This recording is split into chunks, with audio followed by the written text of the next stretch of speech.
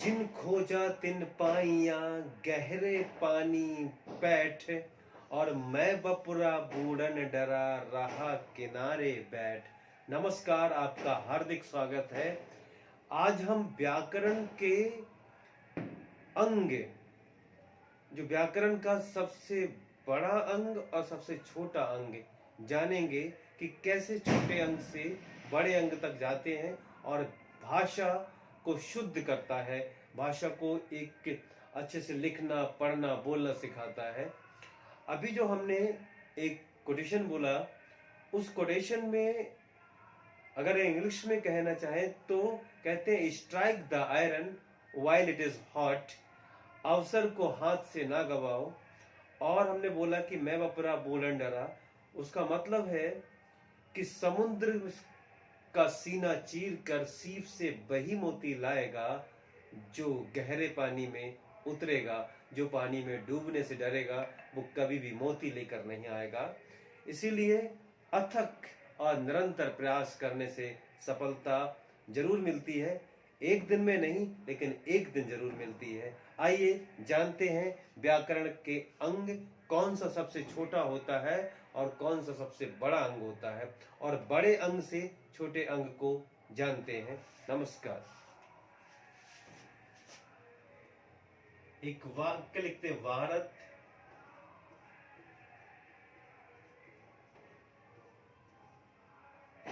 हमारा देश, भारत हमारा देश है, ये वाक्य है। और ये ही व्याकरण का सबसे बड़ा अंग है। जो वाक्य है ये व्याकरण का सबसे बड़ा अंग है। अब इसमें एक शब्द लेते हैं, भारत। ये भारत जो शब्द है, और ये शब्द अर्थ की सबसे छोटी इकाई है। अर्थ, ये अर्थ की छोटी इकाई कहते हैं, भाषा में अर्थ की सबसे छोटी इकाई कहते हैं। ये तो शब्द, अब शब्द को भी हम डिवाइड करते हैं तो ये भारत 1 2 3, ये 3 अक्षर हैं इसमें। उससे छोटी इकाई, सबसे बड़ी इकाई वाक्य, फिर शब्द को तोड़ते हैं, फिर अक्षर, और अक्षर को और नीचे लाते हैं इनको। अब अक्षर से छोटी इकाई तो भा। अब देखिए, भा के बाद में जो आग की मात्रा है तो इस पे हलंत लगाएंगे, आग की मात्रा बाहर आएगी।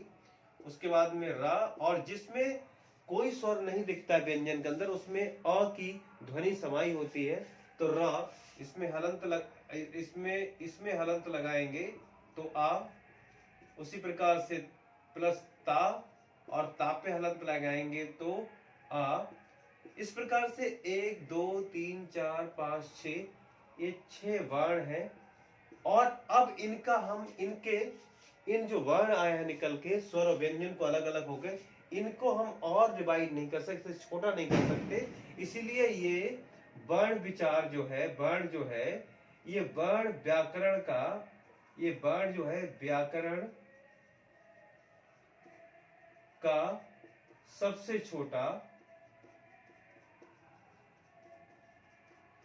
अंग कहलाता है। वाक्य सबसे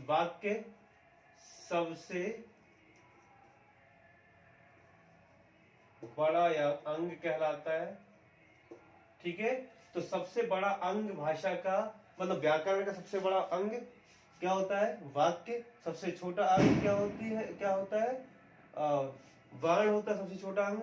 और कहें तो भाषा की सबसे बड़ी इकाई तो वाक्य को कहते हैं, और भाषा की सबसे छोटी इकाई वर्ण को कहते हैं, और भाषा की सार्थक सबसे छोटी इकाई वो शब्द कहलाती है। सार्थक मतलब जो कोई अर्थ दे, शब्द वो सार्थक तो शब्द होता है। अर्थ के हिसाब से देखे तो इस प्रकार से वाक्य, शब्द, अक्षर और फिर वर्ण। तो वर्ण सबसे छोटी है, अक्षर बड़ा होता है। इस प्रकार से हम वाक्य को, मतलब ये व्याकरण के अंग कहलाते हैं।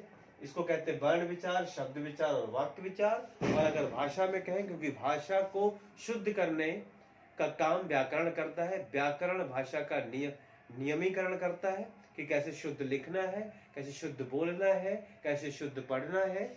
और पढ़ने के साथ में इसमें वो बताता है, अगर दो तरीके से बात पूछी जाती है, व्याकरण के अंग पूछे जाए तो इस तरह से, भाषा की सबसे बड़ी इकाई तो वाक्य है, सबसे छोटी इकाई वर्ण है, और सबसे छोटी शब्द आर्थिक अर्थ के रूप से सबसे छोटी इकाई शब्द कहलाती है। नमस्कार, धन्यवाद, जय हिंद।